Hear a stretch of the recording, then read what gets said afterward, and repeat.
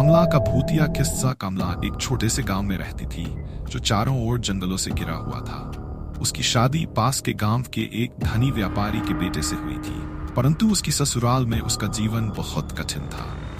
सास उसे ताने मारती और पति उससे बेवजह मारपीट करता। एक दिन ससुराल वालों की यातनाओं से तंग आकर कमला ने गांव के पास वाले तालाब में कूदकर अपनी जान दे दी। उसकी लाश 2 दिन बाद मिली, लेकिन उसके चेहरे पर डरावनी मुस्कान थी जो सबको अजीब लगी। कमला के मरने के कुछ दिनों बाद ही अजीब घटनाएं शुरू होने लगी। रात के समय लोग उसके ससुराल से चीखें सुनने लगे। कभी कभी लोग उसे तालाब के किनारे सफेद साड़ी में चलते हुए देखते थे। एक रात कमला के पति ने अपनी मां के कमरे से जोर जोर की चीखें सुनी। वह दौड़कर वहां गया और देखा कि उसकी मां बुरी तरह से डर के मारे बेहोश पड़ी थी।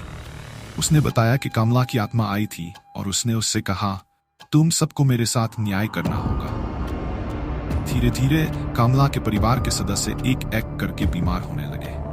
कुछ ही समय में कमला के पति और सास की मौत हो गई। गांव वालों का मानना था कि कमला की आत्मा बदला लेने के लिए आई थी। इस घटना के बाद उस गांव के तालाब को लोग कमला का तालाब कहने लगे और रात के समय वहां जाने से लोग कतराने लगे।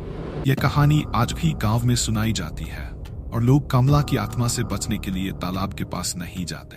कहते हैं आज भी कमला की आत्मा वहां भटकती है, इंतजार में कि कोई उसकी पीड़ा को समझे और उसकी आत्मा को शांति मिले।